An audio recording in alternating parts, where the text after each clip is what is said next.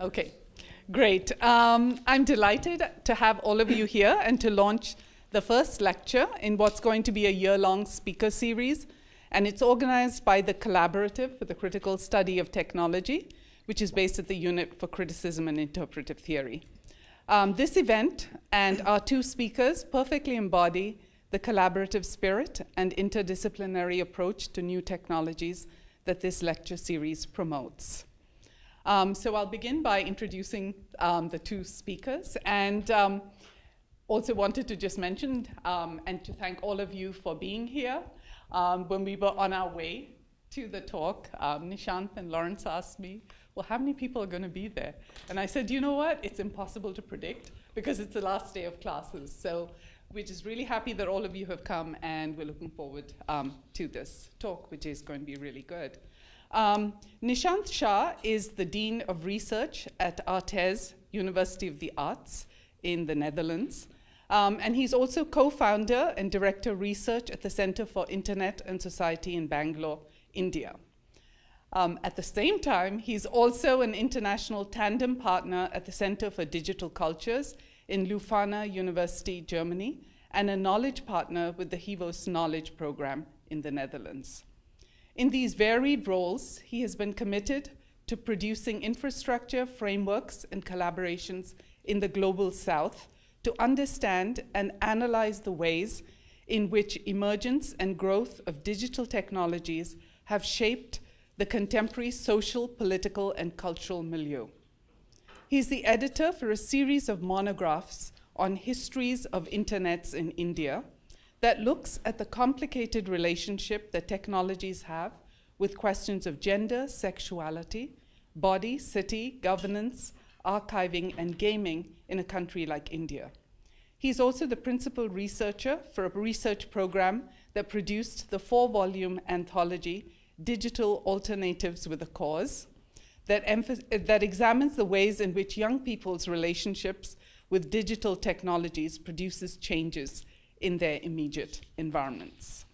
So we're going to start with Nishant, and then we will move to Lawrence. And Lawrence Liang needs really no introduction. He is a professor of law at the School of Law, Governance, and Citizenship at Ambedkar University in Delhi. He's currently the Rice Visiting Fellow at Yale University. Lawrence was the co-founder of the Alternative Law Forum, a collective of public interest lawyers based in Bangalore, and he worked with the ALF for 15 years. His core areas of research at the Alternative Law Forum centered around law, technology, and culture, and the politics of copyright. His work in the area of intellectual property supports a knowledge culture commons rather than exclusive rights. He is a supporter of the open source movement in software and has been working on ways of translating open source ideas into the cultural domain. Lawrence is the co-author of The Public is Watching, Sex, Laws, and Videotapes, and also of a guide to open content licenses. Lawrence Liang is also a member of the Kafila Collective, a group of scholars, activists, writers, and journalists who created a team blog dedicated to a collaborative practice of media and political critique. He has written extensively on free speech debates in India and is currently completing a book on cinematic justice in India. Both Lawrence and Nishant will also be speaking tomorrow at the Free Speech Conference, which will be at the I Hotel in the Alma Mater room, starting at 9 a.m., with a keynote by Lawrence, and then the first panel with Nishant and Elaine Yuan immediately after at 10:15. So welcome to Nishant and Lawrence, and thank you all for being here.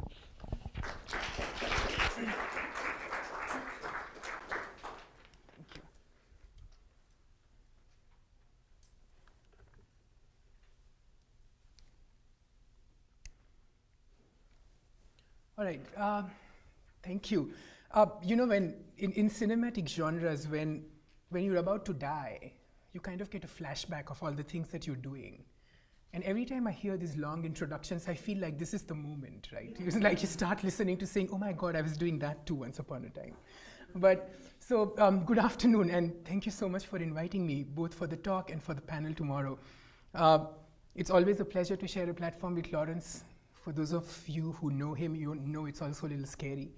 But we'll have two different sets of inputs today that we bring together to talk about what we briefly or roughly title the post-digital turn, U-turn. And there was a specific reason why we wanted to kind of look at this particular constellation. Because we basically want to propose for today that if there was ever a promise that the digital had to offer, apart from wonderful memes of Harlem Shake videos, it is that recalibration of memory and storage. And that there is a specific way by which the two are being reconfigured to talk about the emerging properties of the social, the political, and the cultural. And in order to anchor this idea, I'm going to begin with a more structured input, which is also semi-autobiographical and embarrassingly personal. Not to me, but to people in my lives, which should kind of be a cautionary tale for anybody who wants to be a friend with me, right? But I'm going to begin talking about my grandmother, who fortunately has, this is not her, who fortunately has consented to me talking about the project that she's doing, but not necessarily the images that came out of it. So my grandmother lives in Ahmedabad in India. She's 84 years old. And 2 years ago when I was visiting her, she asked me what a selfie is. I took out my phone, and after a brief talk about selfies, my grandmother finally took her very first one. We saw it together on the screen, and she asked me to delete it. I didn't know why she wanted to do that, because to me she looks fabulous. She considered my question for a while, and then she said, "You can tell I'm not wearing my favorite perfume in it." For a brief second, I could not compute what she was saying. She said that she did not like her selfie because you can see that she's not wearing her favorite perfume. And when I goaded her to explain it, she told me that in the first 55 years of her life, she was photographed a sum total of 9 times. Each photograph was not only a story about a special event in her life, but it was also the story of how the picture was taken. It required a whole regime of getting up early, cleaning and bathing, wearing her best clothes and jewelry, going to the temple to get blessings, packing a vanity case and going to the photographer's studio, applying makeup, rehearsing the pose, and then for the final shot, taking out the very rare and expensive favorite perfume which her brother from London had brought for her, dabbing it behind her ears, and then looking into the lens to get that moment frozen in time. And 2 days later, the picture would arrive, processed, and then it was laminated and into a frame and hung in the house as a sign of defiant vanity and aspirational modernity. Of the 9 pictures that were taken of my grandmother in her young life, only 4 remain. And she preserves them very carefully in a photo album, covered in transparent tissue, handled with care, and testimony to years of living and transformation, which cannot be reduced to an image. Every time she looks at the picture and I ask her to tell her the story of that picture, she tells stories. But the stories are contradictory. Sometimes they are factual, sometimes they are about the processes, sometimes it's about people who are not in the pictures, sometimes it's about people who have died and things that have happened, and they are all different kinds of stories that tell me about colonization, independence, running a family, being a woman, social organization, political commitments, etc. These stories are wonderful histories and memories of things real, imagined, and experienced. They talk about the crises that have been forgotten. They tell of relationships and ecologies that have made survival possible. They speak about the infrastructure of life and the resources needed to make change. And they talk about networks of love, of affection, of belonging, and how they help us live through contemporary times. For my grandmother, the legibility of life, its intelligibility, its accessibility and meaning are not contained within visual frames of reference, but within affective ones. So earlier last year when she finally got her smartphone, she started a project where after playing around with it for some time, she now has more than 1,000 pictures of her past. Over the last 8 months, she's gotten together with her 3 remaining sisters, her 2 daughters, 6 granddaughters, and 4 grandsons to recreate moments from her personal history, which has no photographic or material presence outside of her own memory of these events. She now has 10 albums which are filled with these images, which date back to 1922, 1927, 1948, but they were all made in 2016. And my grandmother is able to recreate this self through pictures of memories rather than of realities. On the other end of the spectrum, I have a godson who's 4 years old. This is his first image. My friend, who is a doting mother and naturally thinks that her baby is the best thing to happen to the world, started a website to share details about the son when she was 4 months pregnant. The first picture of my godson is a sonogram from the doctor's office, in which he is still a 12-week fetus. Since then, there are about 1,000 pictures of him on the website, uploaded by parents and other family members. He's so used to having pictures taken of him that he never poses in the presence of a camera.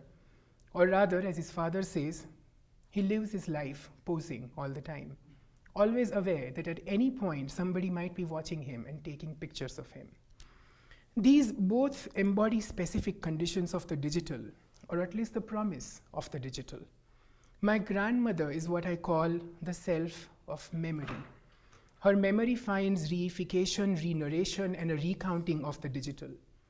The digital allows her memory without storage, where the authentic, the real, the testimonial, that which could be stored is gone.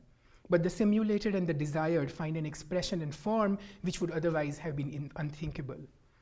This subject of memory without materiality, of remembrance without testimony, is a particular promise that the digital has upon us.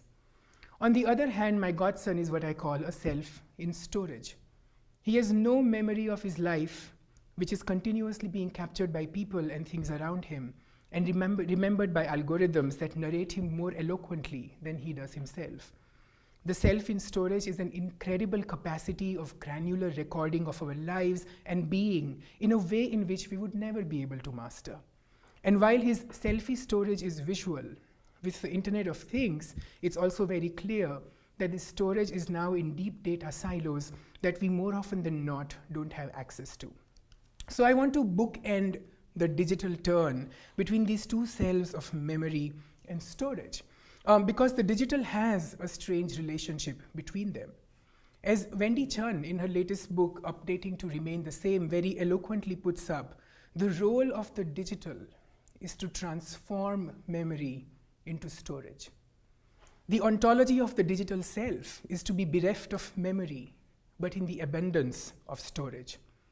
The responsibility and capacity for memory has firmly been relegated to other things that perform that task, and both in our bodily practices and our data preservation processes, we persist in being creatures of storage. A look at our hard drives will tell us that we have stored more data than we remember or will ever read. A glance at our digital histories and archives shocks us because the storage of our self has taken up so much data property that increasingly we are unable to read anything more than the data that we have produced about ourselves. We have become the queries that retrieve the data that algorithms sort for us.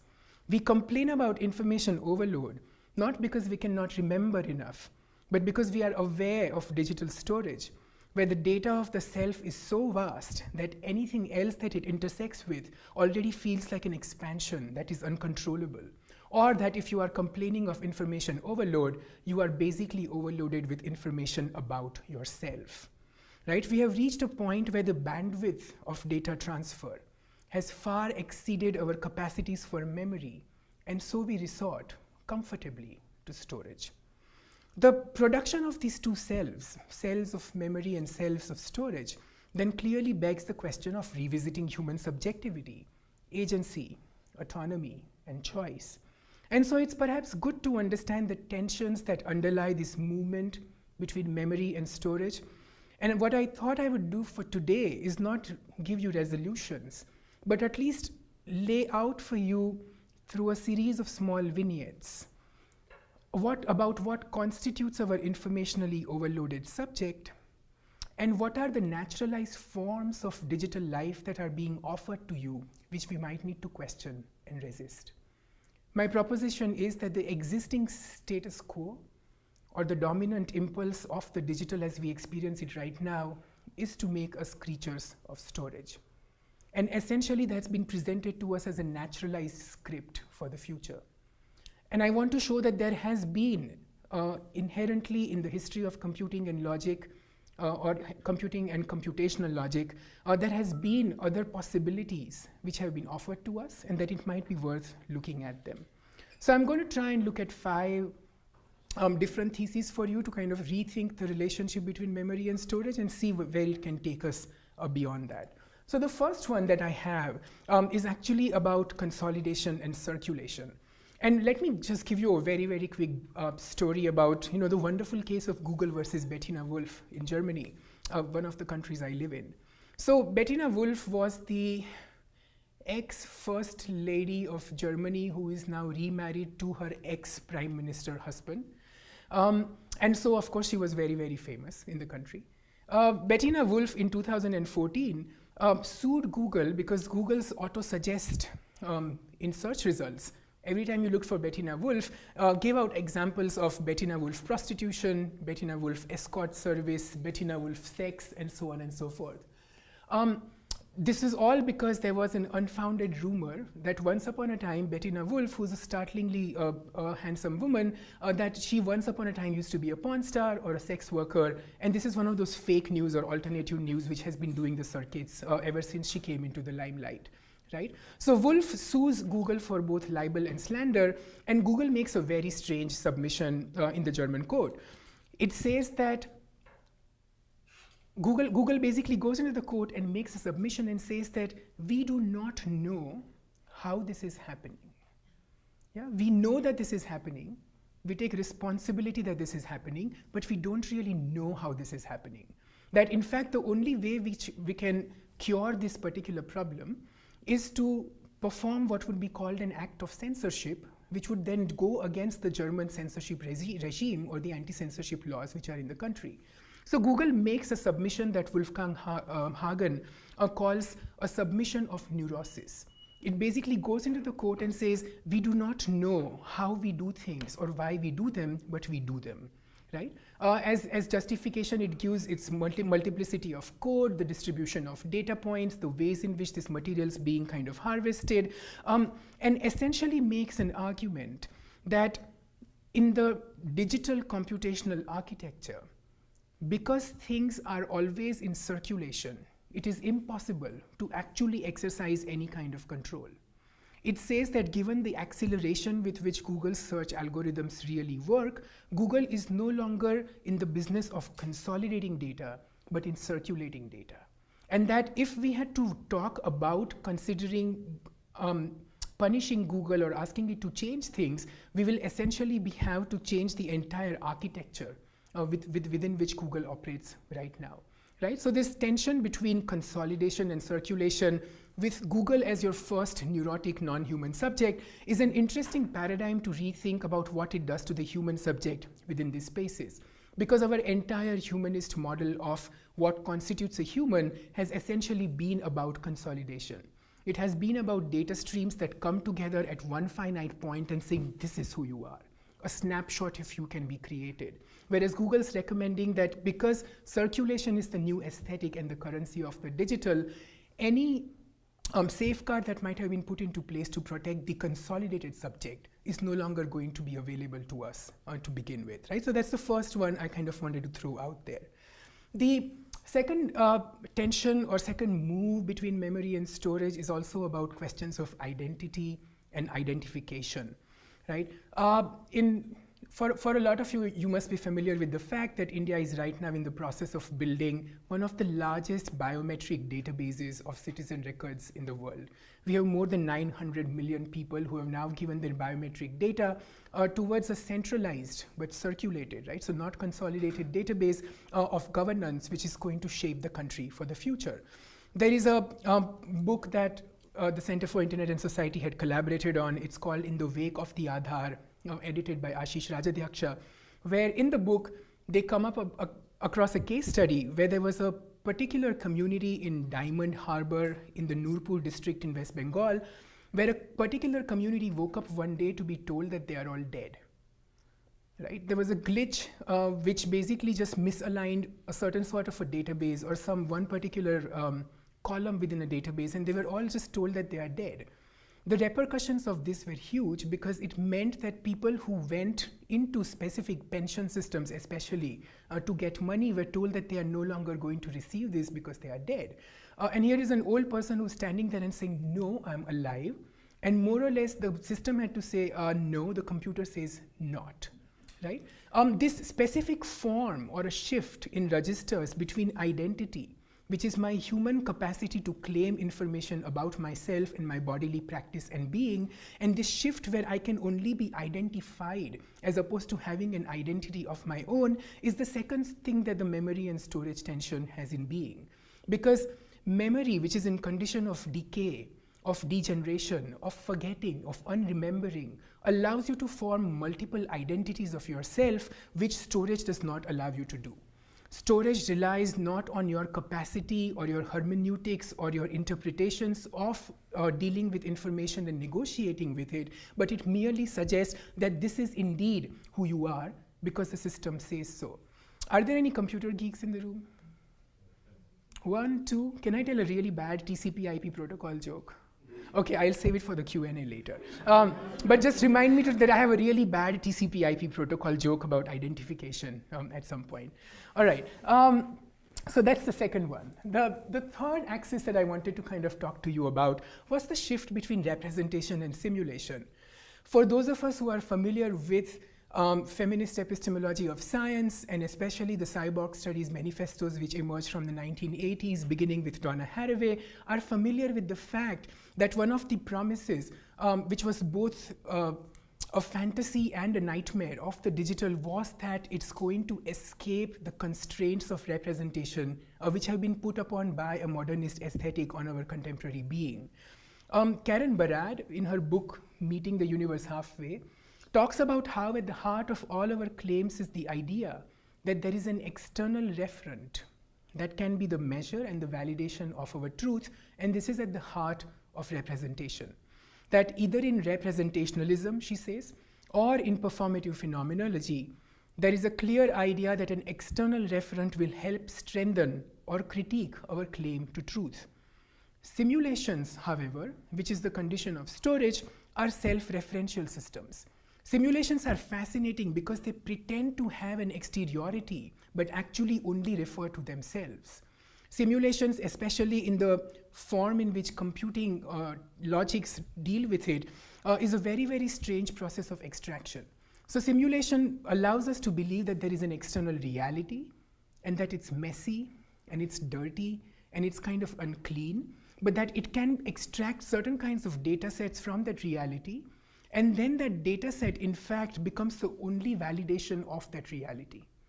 Whereas where representation would always imagine an authentic, sacred real which is out there, right? An external referent is what Barat calls it. Simulation holds everything only as a variable, and the absence of an absolute determinant means that a simulation never bothers to make a truth claim. It sounds almost like 16th century poetry criticism when Philip Sidney had once said that the poet does not lie because the poet never asserts that he tells the truth. And it's the same thing with simulations. Simulations do not tell us that they're telling the truth, they are merely giving you a projection. One of the best examples of that is actually climate change models, right? The biggest problem with climate change is not that your president is right now denying it, but the fact is that every single group of climate change scientists disagree with every other model of climate change which exists right now. Largely because climate change is an essential condition of simulation. Your reality begins only with the data that you have, because human experience, memory, recollection, different kinds of traces of climate are so unclean as data sets that they cannot be held as reliable external reference for the projection of a reality or of a future, right? So this new shift from the representational to the simulational is something that we want to keep in mind.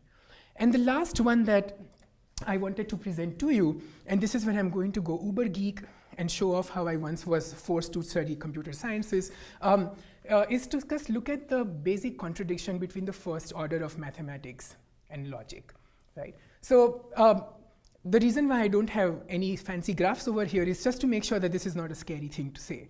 But that if we just look at the basic rationale behind the first order of maths and logic, it's really very simple.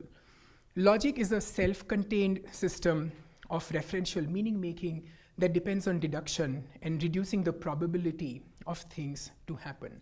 So very simply, if I was basically to ask you saying, if I throw this bottle in the air right now, what would be the logical outcome? The logical outcome would be that the bottle would fall back on the ground. And not because we all know gravity, but because we've seen it happen over and over again. So logic basically works with probability. It says that because one thing has happened once, the chance is that it will happen again. And the more it will happen, the larger the probability would be that this thing happens more and more. Mathematics, on the other hand, is completely different.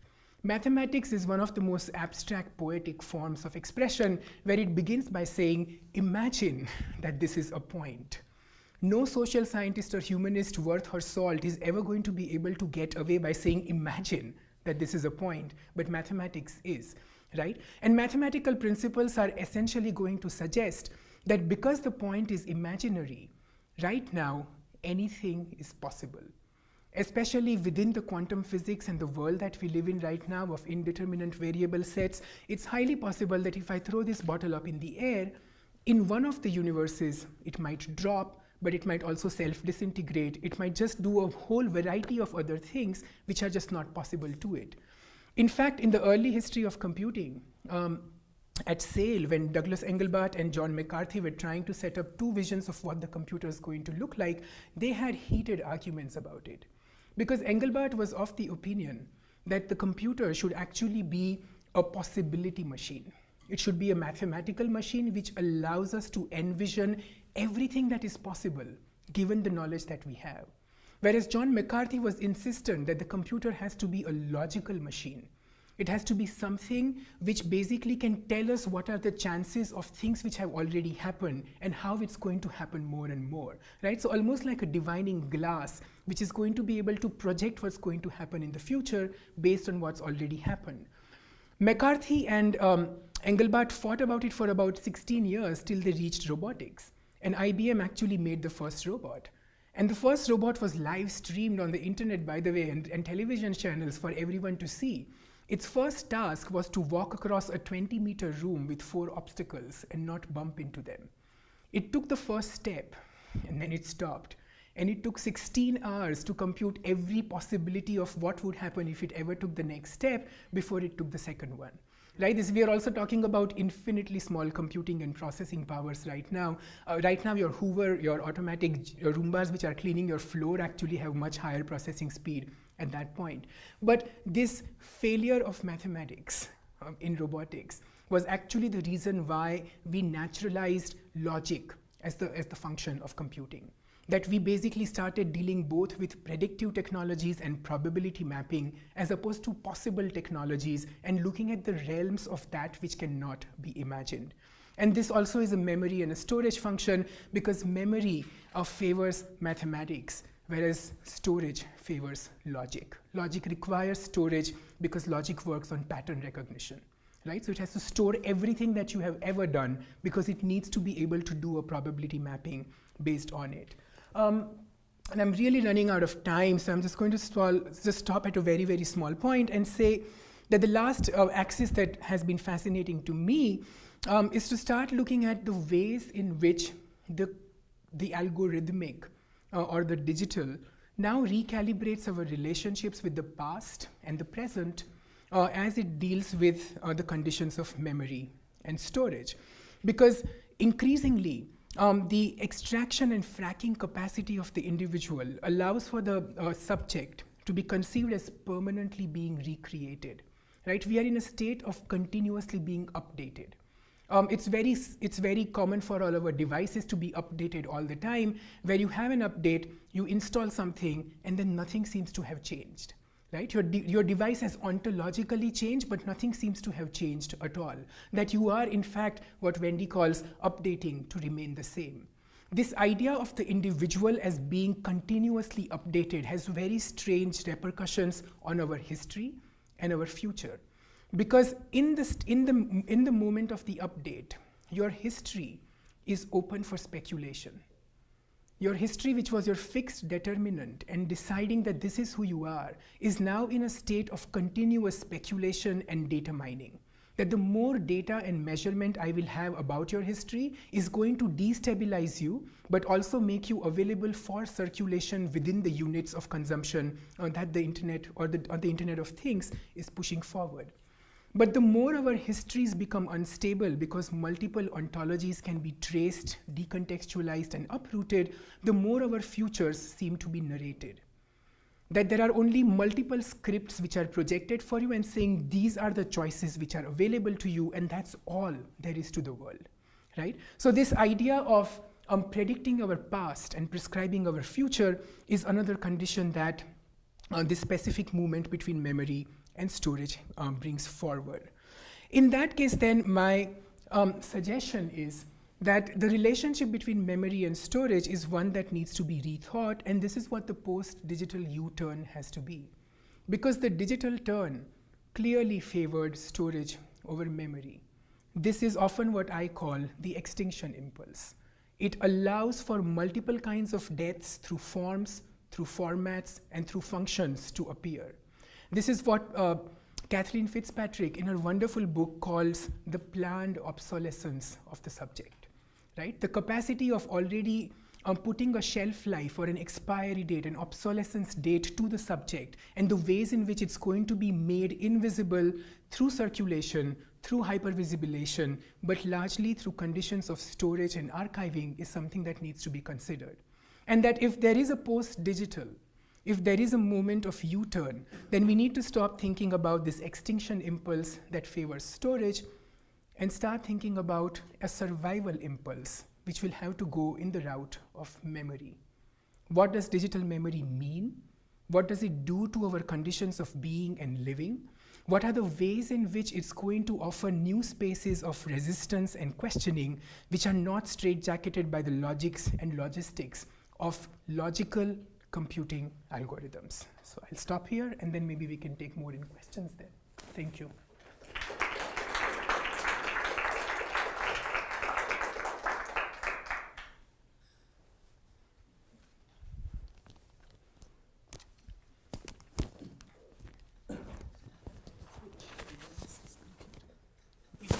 Yes, and one of the mics belongs to you.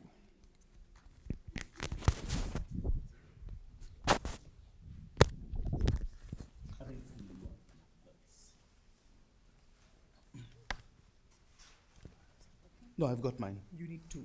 Oh, you need two? Mm-hmm. Oh, gotcha. Yes. How do you turn this on?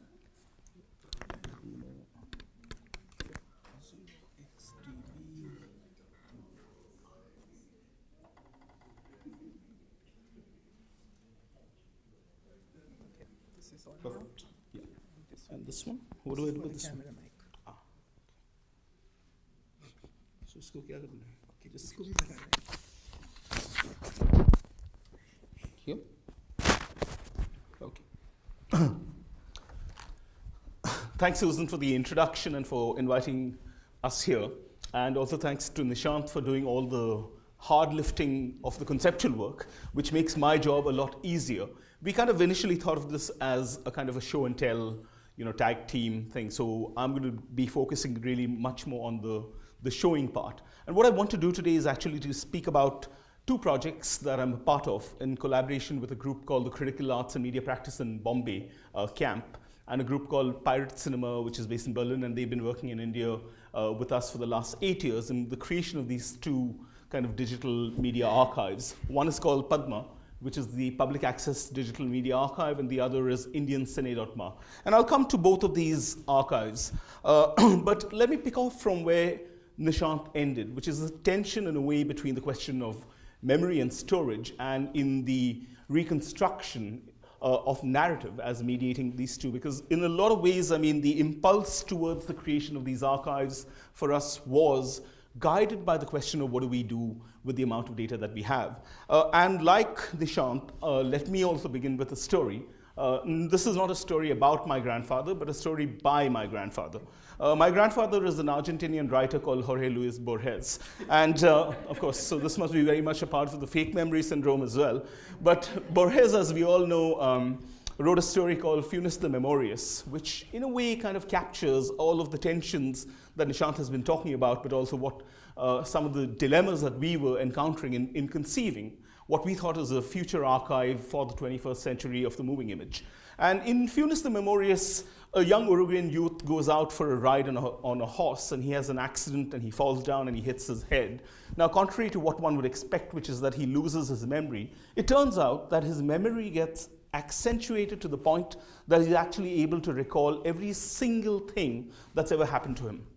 So, completely excited by this newfound talent of his, the ability to recall every shape, every taste, every texture, every experience he's had, he decides to reconstruct his entire life via his memories. And of course, in a very typically Borgesian fashion, Funes the Memorious ends with this paradox, which is that every time you try to recall a single lifetime, you would need many lifetimes to be able to do it.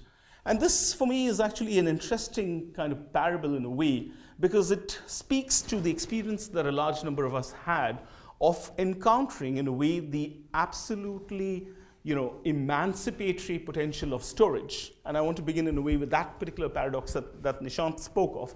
And this is the early 2000s, with the emergence of the portable hard disks, those great 500 GB bricks that one could use to either watch films or to exercise with, because they were that heavy, were the kind of the form of circulation of a kind of a combination of cinephilia, but also of a certain kind of politics of piracy that a number of us believed in.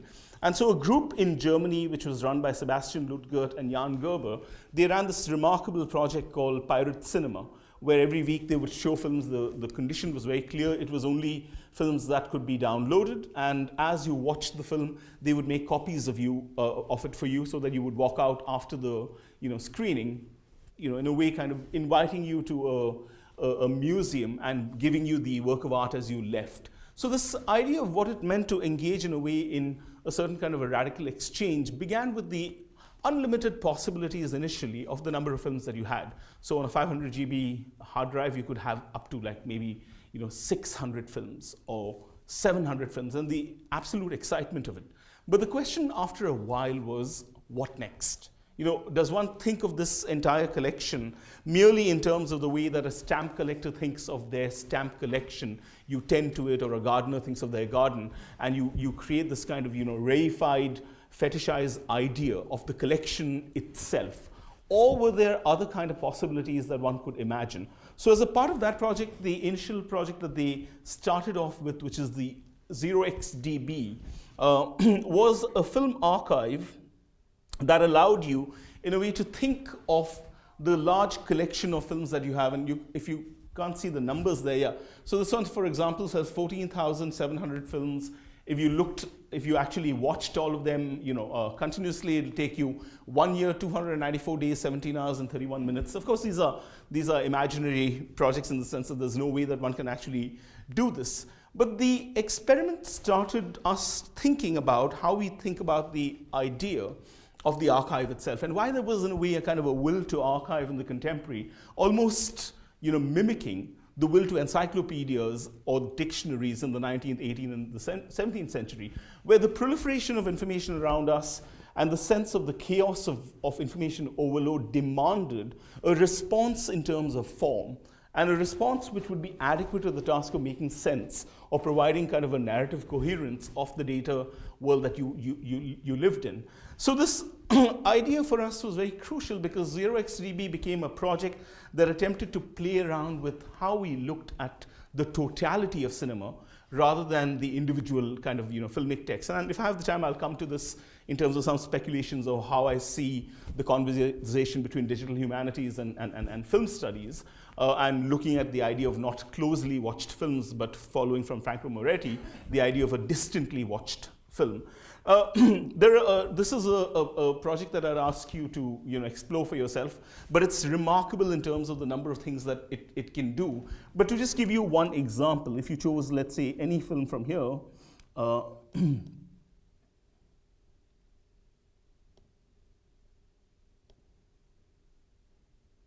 this, for example, is an instance of the kind of perspective that you can have. So this is literally an entire kind of shot of the film as the timeline of the film, where you can get a completely zoomed out perspective onto the film, right? So you get a sense, for example, of people like James Benning, experimental filmmakers, which gives you a very, very different kind of aesthetic sense of the film itself. Or if you looked at, let's say, where's the Godard?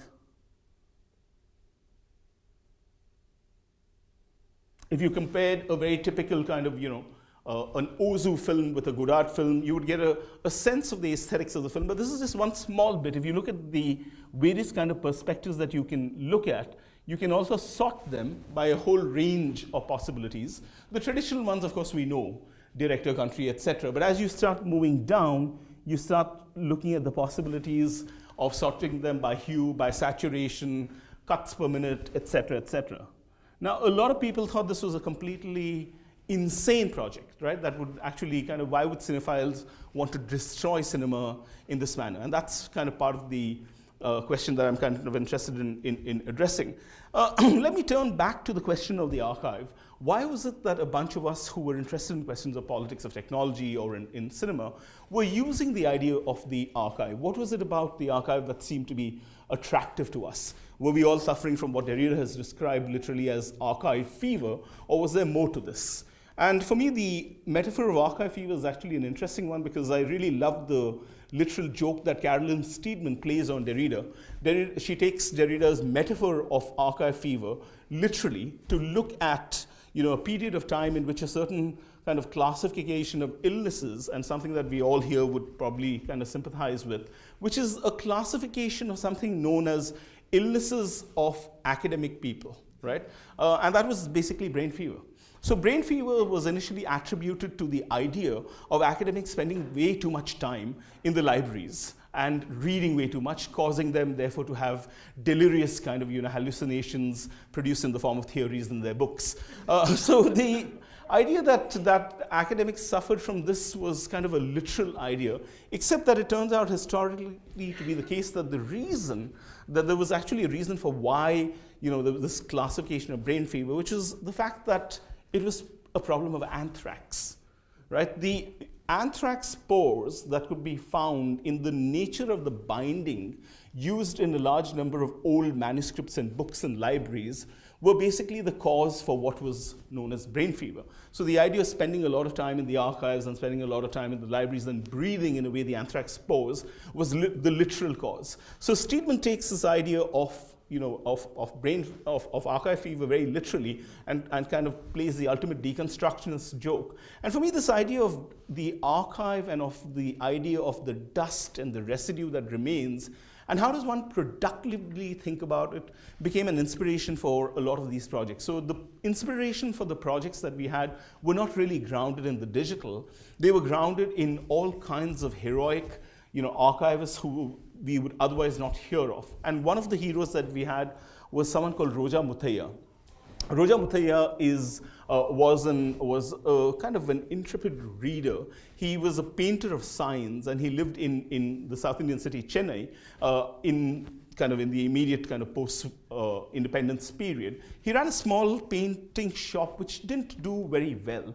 And the reason why it didn't do very well was simple, because Roja Muthaiya was way too busy collecting books, manuscripts, and kind of images from second-hand booksellers, and he was less interested in running his business. He came from a community called the Chettiars, known in a way for their autodidacticism. And Roja Muthaiya very often would be found not in his painting store, but with the old booksellers in Moore Road in Madras. His painting shop suffered as a result of this, and Roja Muthaiya eventually had to kind of shut shop and go back to his small town. He came from a little town around 4.5 hours away from Madras, where he set up something called the India Library and Reading Room Service, which is basically a collection of all his things, and where for a grand sum of 25 paisa, you would be given a cup of coffee, you would be served idlis, and you would be allowed to browse his books. Roja Muthaiya was also known in a way kind of as the eccentric kind of person in the family. His family was always complaining about the amount of rubbish that he was bringing into the house. And they would regularly clean up his material by throwing it away. And Muthaiya would be found in garbage bins, rummaging through all of this rubbish to kind of, retrieve all his treasures. Of course, he didn't have too much money, so whenever he ran out of money, he would try to retrieve an old letter on an old envelope and send it to a stamp collector and say, this perhaps might be of some value, send me whatever you think, this is worth. And that's how he ran his business. Now, all of this was going on till 1983. In 1983, the pogrom in Sri Lanka happens, and where the Sinhalese police and the army basically kind of try and slaughter the Tamilians. And one of the outcomes of that was that there's a burning of the Library of Jaffna. The Library of Jaffna had one of the largest collection of Tamil texts in the world. Roja Muthaiya hears about this, and in a very filmic manner, kind of pawns his wife's jewelry to raise money to see what he can retrieve from the University of Jaffna. So he goes to Sri Lanka, goes to Jaffna only to find that everything has burnt down. So he goes to Jaffna a mad collector. He comes back, an archivist, committed to preserving whatever he can of Tamil texts. And by the late 80s, Roja Muthaiya realized that his health was really kind of rapidly deteriorating. And he offers to sell his collection, which at that point in time was more than 120,000 or 150,000 individual objects, to the state archives for a sum of 2 lakh rupees, which in dollar terms is $4,000 or so, I would imagine. Yeah, maybe a little less than $4,000 or so. The state archives refuses to buy this collection because they say, we have no use for this junk. Thankfully for Roja Muthaiya and thankfully for the rest of us, James Nye, who's at the University of Chicago, so right next door, and the South Asian librarian there, happens to hear from a Tamil writer who's actually kind of doing her research on early women's history in Tamil Nadu of the library, right? And this is, they come down and they evaluate it and they offer to buy the collection. The University of Chicago offers to house it, and it's a pretty large sum of money. It's around $1 crore at that point of time. The irony of all of this is that Roja Muthaiya never gets to see any of the money. He passes away before the money actually gets transferred. And the manner in which he passes away is also completely befitting to the kind of person that he was. He dies of DDT poisoning. So he died from smelling the fumes that he'd been using of the pesticides and insecticides to protect the material. And years of slowly breathing these fumes literally kills him. Now, this is connected in a way back to Carolyn Steedman, because Steedman, when writing about dust and writing about, kind of this joke that she plays on Derrida, actually talks about how the discipline of history was invented through the creation, through the breathing of dust. And this idea of dust is, for me, a very important kind of a metaphor of thinking about how we think of the contemporary, where we have this enormous production of, as Nishant showed us, of the possibilities of archivization. But the question is, what do we do with it, right? So we think, for example, of dust or the remains as a kind of a form waiting or for their kind of activation into the realm of the possible. You think of large development projects and the rubble and the dust that they create, they're always considered to be outside of the domain of value. So one of the critical challenges that we laid for ourselves is, how do we rethink the idea of value itself? And we began with the staggering fact that for every hour that we spend, there is 1 million hours of video produced in the world, whether intentionally in the form of television cameras or in the form of surveillance cameras. It is almost an incomprehensible fact. How do we make sense of this idea of 1 hour producing 1 million hours of the archive? In that case, what then does the archive mean? So we took that as our starting point to think about the politics of contemporary production and to think about the idea of how do we think about surplus and residue as a philosophical and a conceptual kind of basis for imagining an actual kind of archival practice. So we think, for example, of the idea of surplus in relation to film or in relation to the moving image.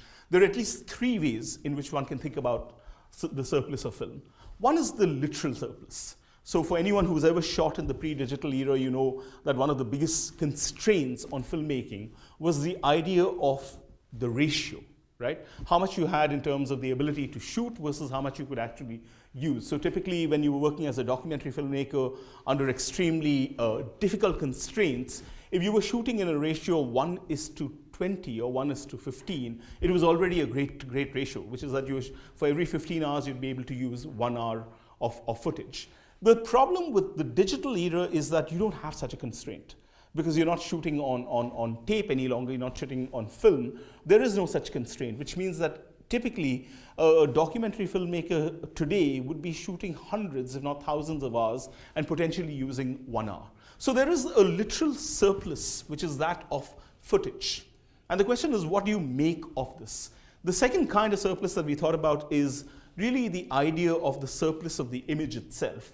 And again here, if one were to think, for example, about visual histories of cities like Bombay or cities like Calcutta and Delhi in India, a lot of the visual histories of these cities are accidental kind of archives, right? So if you take unlike Hollywood, which was kind of determined primarily by shooting within studios, a lot of the history of Indian cinema was shot on location or in the cities itself, which is what allows you an entire visual universe of, let's say, what Bombay looked like in the 50s or the 60s or the 70s. And you could literally do an entire history of the city's evolution, not as an intentional kind of archive, but as an accidental archive. So there was a second element of literally the surplus of what is there in the moving image. And the third one was a question of the surplus of interpretation, which is that, disregarding what the authorial intention behind the filmmaker might have been, the fact of the matter was that in any case, every image existed as a matter of an interpretative surplus waiting to be activated. So the question for us is that if we brought these three together and thought about what it might mean to think about an archive not of the finished film, but of footage, what would that be? And that led us from 0xDB to collaborating with Jan and Sebastian to create Padma, which is the public access digital media archive. This began with two ways. There were a lot of initiatives, very important political initiatives that took place in the aftermath of the 2002 riots in Gujarat. So a group of filmmakers created a collective that went to document. And they recorded a large amount of visual evidence in a way, with no clear intention or idea of what they wanted to do with this. So for many years, almost like a period of 5 or 6 years, it kind of lay in literally trunks with no clear idea of what could be done. And this was the beginning of a collaboration in which the question is, how do we think about a lot of these material and a lot of this footage, especially in relation to the history of, let's say, people's movements or writing a people's history of the city. So Padma began as an archive that sought to bring together activists, filmmakers, and kind of technology people to think about the idea of the relationship between the surplus of the moving image in the way that I've kind of characterized it, along with practices of writing. So the politics for us was very clear. In a time in which there is so much overproduction of images, what would it mean to slow down the image, not in a kind of a avant-garde sense like the French filmmakers did, but through practices of annotation. So Padma is designed in a way as an archive of the moving image, but one which is marked by dense annotations which runs alongside the moving image itself. I don't have the time to demonstrate some of the remarkable features in the archive, and I'll let you explore that for yourself. But when we were thinking about the idea of value, returning to the question of what is value, we were of course inspired to a large extent by Walter Benjamin's rejection of the ideas of either of use or exchange value through the figure of the rag picker and the collector in the Arcades project, which is very closely related to, let's say, a figure like Roja Muthiah, where the collector bestowed upon the object not so much an exchange or a reuse value, but the idea of a fancier's value, right? And the dream of the collector really was to emancipate the object from any utilitarian value. And the metaphor that Benjamin actually used was that of a dwelling place. So he spoke about the collector as, in a way, striving for a certain kind of an imagination of the dwelling place. Now, this idea of the dwelling place, of course, takes us back to the metaphor of the archive, because the word archive etymologically actually comes from the archaeon, which was literally the magistrate's house. So if the archive became the dwelling place of public memory or the dwelling place of official memory, the question for us was, how may we create through our own archives alternative histories, not of the state, but really in a way kind of memories that have been deleted or forgotten by the state. And this idea of creating a dwelling place was crucial, because one had to think about what the equivalent of a dwelling place of films and of the moving image is, it takes us back to national archives, right? So the National Film Archive of India is a great example of the institutional crises that a number of state archives find themselves in. And this is connected, I'm running through these projects and not doing them justice because of time limits, but please have a look at them. This is the final project that we are kind of currently involved with, and this is in collaboration with Ashish Rajadaksha, who Nishant has mentioned. Ashish was the author of the Encyclopedia of Indian Cinema. So this is kind of a project that Ashish Camp, Pirate Cinema, and we are a part of. But if you were to think about the question of the National Film Archives of India, so India is known in a popular sense to be the largest producers of film in the world. And from, let's say, the mid-30s, and from the advent of sound till today, we've produced something like 50,000 odd films. How many of these are there in the National Film Archive of India? NFAI has around 2,240 films, which basically accounts for less than 4.4% of all films ever made. This is the lowest ratio of film preservation anywhere in the world. Now, the common problems that beset the National Film Archives of India is that as an archive with the imagination of preservation, it is literally an archive that doesn't allow you to access, right? So there's a lot of anxieties about how you can actually gain access to the moving image. Raymond Bellour has this essay in which he speaks about the unobtainable image. And it seemed to us that paradoxically, in the era of the digital, the image was unobtainable. It was unobtainable either by virtue of it being lost, or it was unobtainable by virtue of copyright laws that imposed all kinds of digital rights management on DVDs, etc., that prevented you from actually accessing the image. And the question was then, how does one intervene in creating a politics that imagine this differently? And film archivists have always been highly influential and inspiring, precisely for the fact that there's a very thin line between being a film archive and being a film archivist and being a film pirate. So if you were to look at, for example, Henry Langlois' formation of the Cinémathèque in Paris was an inspired story of political resistance against kind of the Nazis, but also of the alternative imagination that he had of what preservation might mean. So Langlois, when he began as kind of a cinephile, began with the same impulse that we did, which is just the shock at the fact of how a large part of cinematic heritage was just not available. In his case of early silent cinema in France.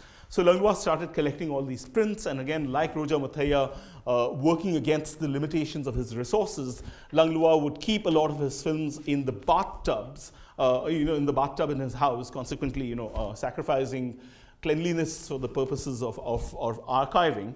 But when the war began, there was a clear danger, and we know that turned out to be true, that the Nazis would be destroying a large part of kind of the cultural heritage of countries that they were attacking. So Langlois was very concerned about his film prints, so he ends up going to all his various friends across Paris and asking them to bury the films and the reels in their gardens. And after the war, he goes and literally retrieves a lot of these from the gardens. Now, when he started the Cinémathèque, of course, who are the people? Every single filmmaker of any worth from the post-war period were people who basically learnt their skills in the Cinémathèque. So Godard and Truffaut, for example, said that the best film school that one could go to was Langlois' Cinémathèque. And Langlois' approach to the idea of preservation was very simple. He said films are like Persian carpets. They have to be walked on. And the best way to preserve films is to screen them and to exhibit them. So his imagination of the archive, in a way, was almost prescient of the digital moment, whereas the idea of the archive for him was not something that was centralizing or taking it inwards, as most of the impulses towards archiving are, but harnessed around the logic of what it might mean to think of an outward movement of the archive. So Indian Cine.ma and Padma, etc., have been built on the premise of actually creating archives that allow for the emergence through an outwardly principle. And let me just kind of quickly demonstrate maybe one or two things from Indian cinema to you. So if you go to indiancine.ma and go to the home page, of course, when you're demoing things, it will tell you that there is a server timeout.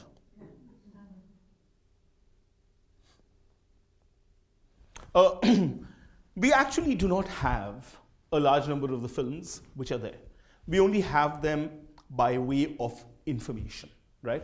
We do have, by now a significant number of films because of the fact that unlike the National Film Archives of India, we're not bound and we're not constrained by the logic of celluloid. Ever since the introduction of cheap DVDs and VCDs, we estimate that there must be at least 12 to 13,000 films that are available on VCDs and DVDs. So compared to the 2,000 films that are available in the National Film Archive, the possibility in a way of creating a cheap archive is so much greater. But the idea in a way of these imaginary films that don't even exist but whose information is there was very much the impulse behind the Encyclopedia of Indian Cinema when it was written 20 years ago. Ashish Rajadhyaksha, writing very movingly in his introduction about the making of the encyclopedia, he says that the greatest limitation for a historian of film was that you had to write the history of a medium without the actual films being available for you. And he takes the analogy, he says, just imagine architects writing the history of architecture without a single building to look at. That was the challenge of what it might mean to create an encyclopedia of Indian cinema, where a large number of the foundational films weren't actually in existence. Now, it began with my imaginary grandfather, Borges, and maybe I'll end with my grandfather again, because I believe in a way that, another story of his offers us the possibility of thinking what, the movement of this might be. And this is Tilon Ukbar. So this is a story where Borges and Adolfo Bioy Casares are having, one of their kind of bibliophilic evenings over a cup of, tea. They're discussing something, and Casares quotes a line which Borges really likes, and the line was something like, mirrors and men are abominable because they reproduce infinitely, right? So he says, oh my God, what a great line. And Casares says, oh yeah, I read this line in a particular entry in an encyclopedia about this place called Ukbar. So Borges says, well, I do have the Encyclopedia Britannica, so let's go and check it. And they look in the volume that, that Casares refers to, and they find that there isn't a reference to Ukbar. So initially thinking that this might be a mistake, Casares goes back to confirm that he was not mistaken about the volume, and in fact, that his copy seemed to have this. The rest of the Borgesian tale is about the fact that this was, of course, as it turns out, a part of a plot of a secret society that began with the kind of lofty ambitions of creating an entire cosmos, an imaginary cosmos, and they realized that the ways that you would create an imaginary world was by first creating an entry for it in an encyclopedia. The encyclopedia documents in great detail all of the minute rules of mathematics, of physics, of the cultural and artistic history of that of that world. And towards the end of the tale, as one would expect in a Borges story, objects from the imaginary world start appearing in the real world. The rules of physics and the rules of mathematics in the imaginary world begin to overtake the rules of mathematics and physics in the real world. And for us, the idea of creating an archive in a way is not so much the question of what it might mean to actually invent an account of the past, but what it might mean to actually invent an account of the future. In other words, a lot of the films that we began with, when they first appeared, they appeared as wistful, nostalgic accounts of lost objects in the Encyclopedia of Indian Cinema. Over a period of time, they found themselves manifesting by way of little pamphlets, songbooks, chapbooks, or posters, and then very gradually they even became actual films that someone had discovered in a lost archive, someone had managed to steal from an archive and came together in a way on Indian Cine.ma. So for us, we have a much more kind of open idea of what our relationship to the archive is, not as a storehouse of historical indexicality or of the historical fact, but really as a fantastical site in which a certain coming together of these various possibilities and the conditions of the possibilities of the remembrance of the past, but also the remembrance of the future might actually exist. So in a way, the project is very much a live project. We have an entire range of practices that we have embedded with the logic of Indian Cine.ma, including, for example, writing across films.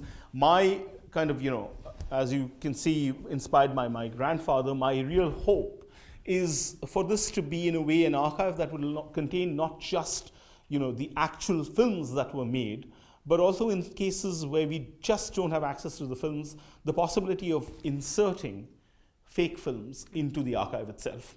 So the idea here might well be, if you've seen, Be Kind, Rewind, that's kind of the ethos that we really have for this. But to take the idea that this is an archive extremely seriously and to work with the logic that we will follow all the other conventions that you have when you're maintaining an archive, but to also allow for that kind of playful possibility opening up from within, the archive itself. There's a lot that one can speak about, but I'll stop because I know we're running late. And maybe some of the conceptual linkages between what Nishant has spoken about, we can take in the Q&A that we have. So thank you.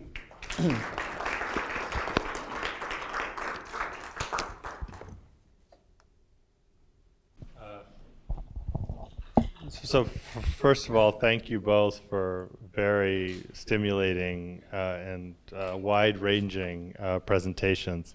I guess I wanted to ask the first speaker, Nishant, about your distinction between self of memory and self of storage. And I guess one question I have is,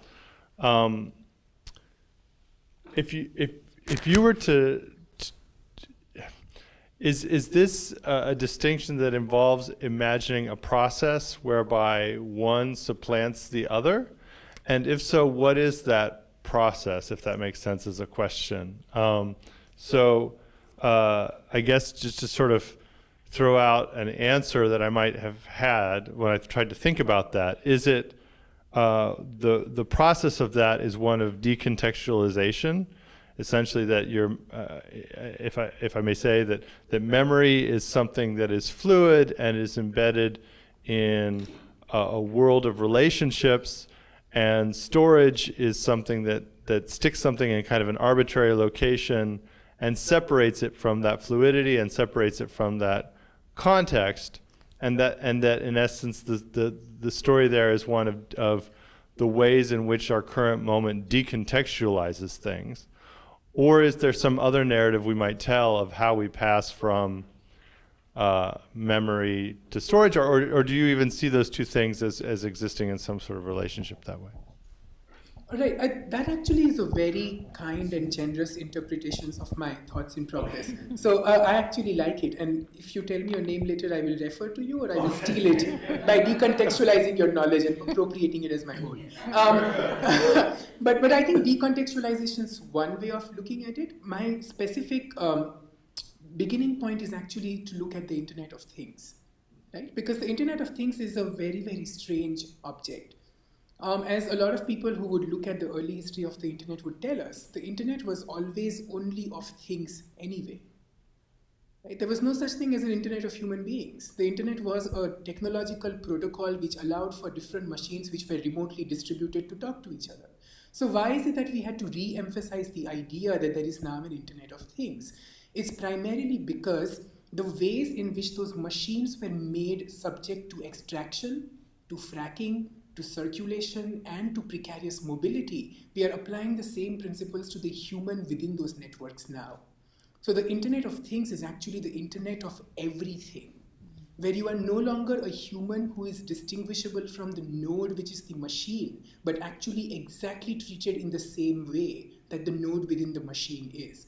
Right? So tomorrow morning, for instance, I'm going to talk about conditions of revenge pornography, where increasingly we are living in a world where if you are ever a victim of revenge porn, which means that somebody has taken a compromising image of you in a sexual position, and you try to find justice, all right, or try to find reparations, what is it called? I have no idea what the legal language is. But if you try to kind of defend yourself within that space, your chances are not at the level of loss of human dignity, loss of control, unauthorized representations of my body, but at data leak. If you think about revenge pornography and its entire circuit only as dealing with data, and the data protection measures that we have right now supersede the security principles which are around the human being within the network, right? This is the reason why the memory and the storage are becoming kind of separated. The capacity of the human to claim itself as a model that was based on conditions of memory and conditions of remembering, but also conditions of forgetting and unremembering, are kind of quickly going away, because you will be as mined, stored, sorted, and sifted as any other data object within the network is going to come into. So decontextualization, thank you. Decontextualization is obviously one of the most primary ways by which we are dealing with the fake news universe. Right? The capacity of predicting a past or an origin point for a news article or an information data stream, and then prescribing a future for it and providing only very, very limited ways of interpreting it, is for me a condition of movement into storage. Right? So it's not to say that storage does not have circulation. It does, but it's not human circulation. It's algorithmic. Because the condition of storage necessarily puts you into a paralyzed position of information overload, to such an extent that your capacity to retrieve, access, or circulate the knowledge is now completely diminished, and you will have to relegate this responsibility to algorithms which you have not authored, and algorithms which are going to speak on your behalf in voices that you cannot hear and in ways that you cannot comprehend.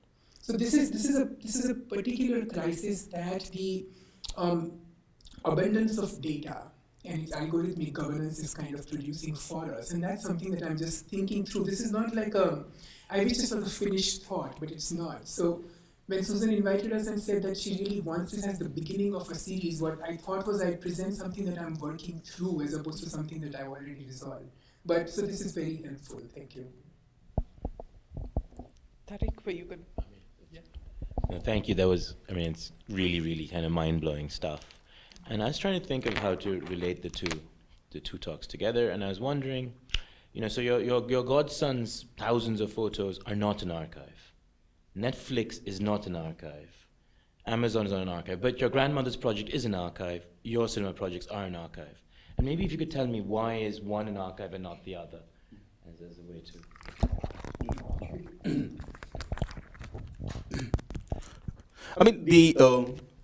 To begin with, the line between a collection, a database, an archive is already in a way kind of blurred, and we have pondered this question often enough in terms of asking ourselves, why do we call ourselves an archival project? Why is this not just a database?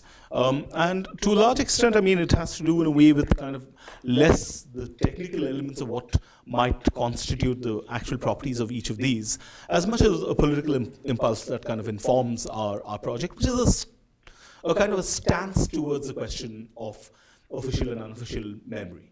And I think in part, this has been a dilemma for us, because the question of how one thinks about this, if one is thinking both as the question of, countering certain kinds of ideas of the archive. So for us, the idea of the archive is not exhausted by a particular form that it takes, which is the state archive.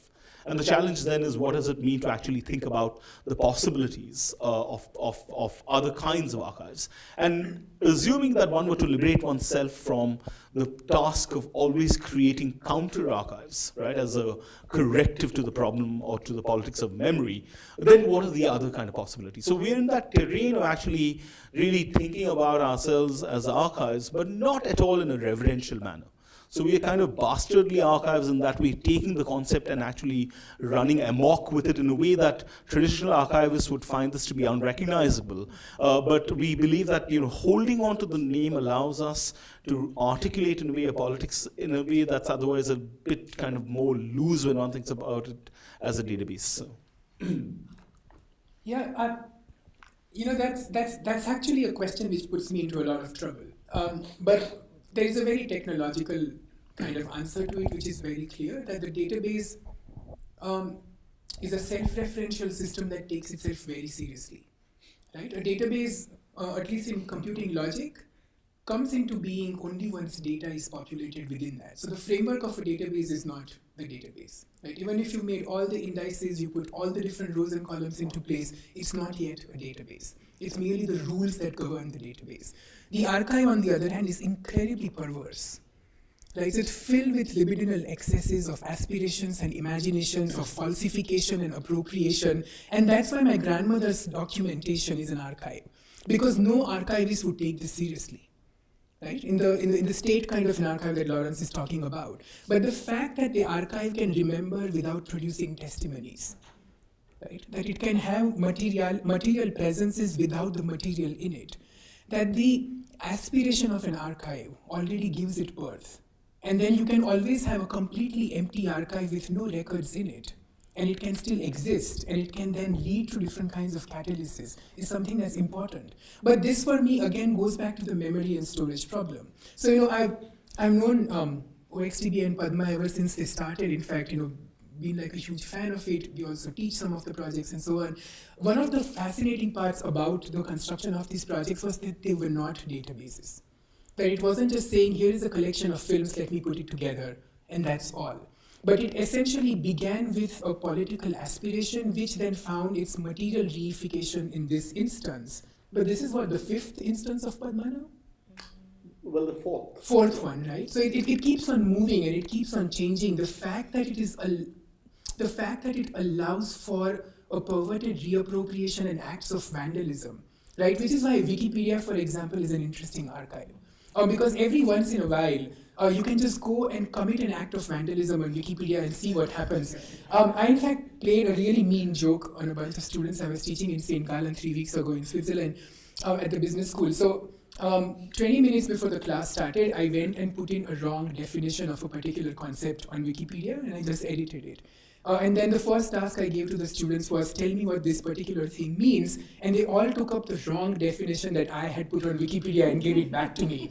All right? And that's the condition that archives generate. But this is a condition of memory and for me, it's about memory and the unremembering, right? Or the capacity to misremember the stories that my grandmother is able to tell of people who are dead, not there, and not present, make it into an archival form, which is very counterintuitive to the storage form. And so that might be one way of just dealing with it. And he was talking about fake news earlier. I wasn't saying that I'm saying I produce it. Right, okay, yeah. Thank you so much. Those are really, really beautiful and really provocative thoughts. And I'm going to see if I can formulate a question out of what both of your talks were making me think about around this sort of notion of the manipulation of the self of storage and this kind of counter move by the selves of memory, or memory and storage as these two kind of counterposing spaces or practices, series of practices. So both of your talks in one way or another made me think about the kind of incident with the United Airlines kind of fiasco, and that kind of fiasco in some ways, the very which one, right? The very last one with Dr. Dow, and the means by which, in some ways, it sort of demonstrates how thinly, of course, the memory of, or the version of self that's stored within any kind of corporate archive is always a kind of quite thin version of the self, right? So United creates a whole archive about everyone who uses their kind of, buys their tickets. And of course, it creates a sort of nice algorithm around this, around the value of you as a user or supposedly as a consumer, based upon that, what value you paid for the ticket, how long you've been related to them, et cetera, et cetera. And via that, supposedly, that was what United's first narrative was as to why that whole incident had occurred. I mean, it was really surprising and quite alarming that they immediately went to the kind of defense of, well, this is, our algorithms know him in a particular kind of way, and it was because, they had paid too little for the seat. And then a whole kind of other narrative around he's not a valued user, et cetera, comes out, and they have to, that was the initial, kind of first justification, which is, of course, was something that all users who had gotten to see that version on the internet could recognize immediately that recorded kind of YouTube video that was circulated, recognized immediately was a thin kind of version of the self, because immediately what they recognize via those videos is another version of practices of the self, a history of racism, a history of corporate abuses that they immediately start to tag around around the recording of that one incident. So it made me think a little bit about the politics of circulation, Lawrence, that you were underscoring, and the means by which then this kind of, maybe circulation becomes a space by which users have a little bit more kind of agency, not so much because they were the only initial generators of that YouTube video. Of course, there were only one, a couple of people who were actually on the plane were able to create that video, but because they could start to associate their narratives, even if it wasn't the exact one that was being recorded, but to create some sort of additional layered value onto that recorded segment, because they immediately recognized their narratives on it, whatever their narrative might have been. For some it was recirculation because they recognized racism, others it was because it was about corporate abuse, right? So whatever that value was quite fungible in some kind of way. But I wondered if you might comment a little bit more around this kind of act of circulation, and just the kind of alternative values as a means of maybe rejiggering hacking in a kind of way, whatever sort of algorithmic assessment is happening in that kind of initial archive creation.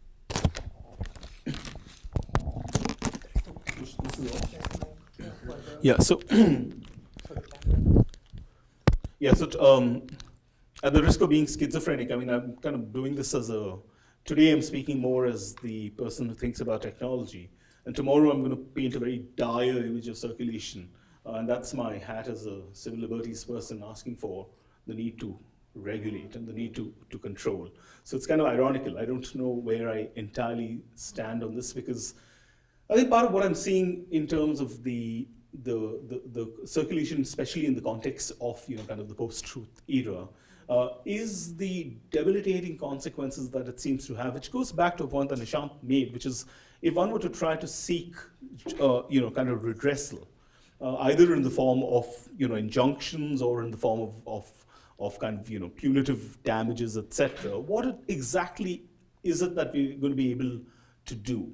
So if on the one hand there is the absolute potential of disrupting in a way what would otherwise have been an exclusionary narrative in which you wouldn't even have had any kind of possibility of representation, and there's that possibility of circulation actually kind of disrupting that.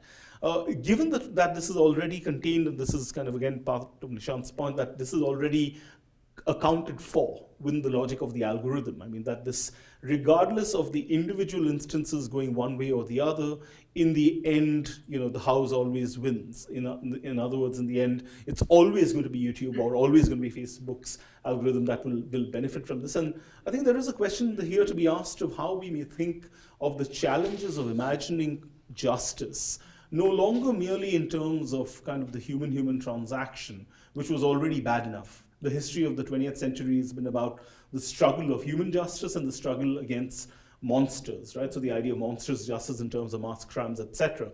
And I think that this coming together in the form of data will pose a particularly new kind of problem of how do we think about maybe something like an algorithmic justice. If justice was already imagined within a logic of algorithms, and anyone knows with the philosophy of law knows that kind of Kant had this idea of the algorithmic justice, which is about balance. At the end of the day, it was about squaring off.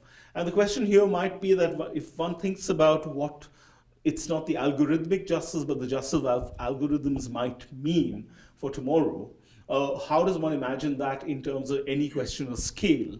Is something that I don't think we have any answers to at the moment.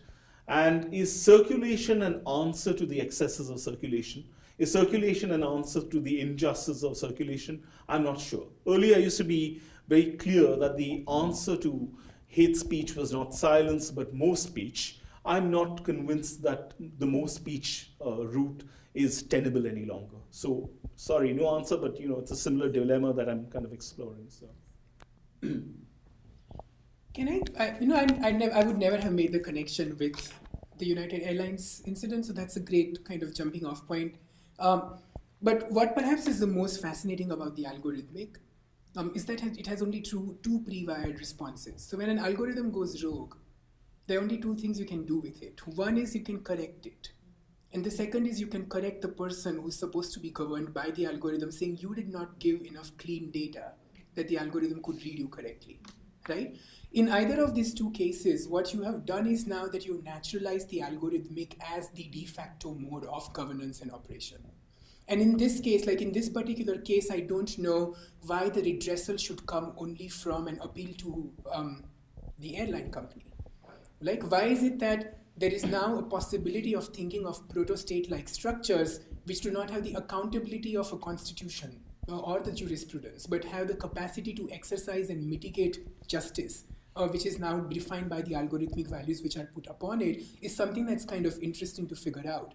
Because, last week I was at UC Irvine with David Theo Goldberg and Jenna Ang, where we've just started an algorithmic studies group. And the specific thing that we've been trying to look at is to say that when we talk about the algorithmic, we often reduce it to the algorithm, so that the problems that the algorithm is supposed to cure eventually turn out into problems that we need to cure so that the algorithm can actually function. And you need to be able to relocate this focus and saying, when we talk about the algorithmic, let's not stop thinking only about algorithm, its code, its materiality, and its logic, but think about the larger context within which it is now producing conditions like circulation and valorizing them as things which are desirable, when we knew that innately something like circulation, which in my own political activism would be called forced dislocation, is actually an incredibly precarious mode of being.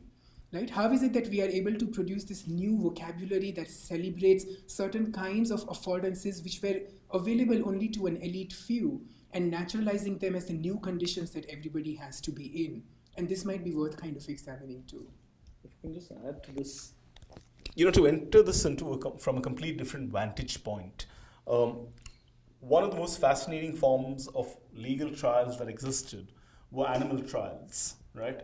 In the medieval period, where animals were basically dressed up as humans and tried for crimes. So pigs were accused of homicide, termites were accused of kind of destruction of property, and they were tried. So there were legal procedures that were followed. Now one can read these in terms of the absurdity of this.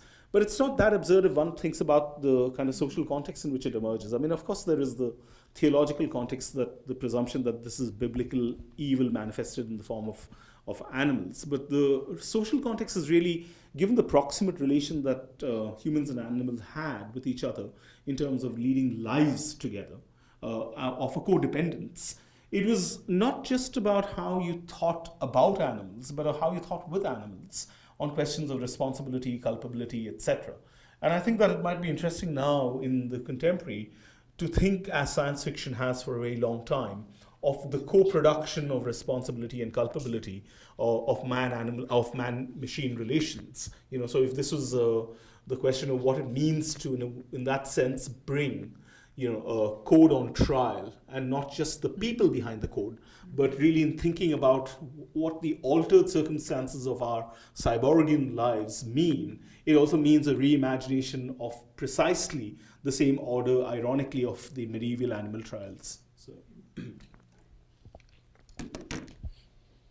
Any more questions? Okay. All right. Well, thank you, everyone. And thank you, Lawrence.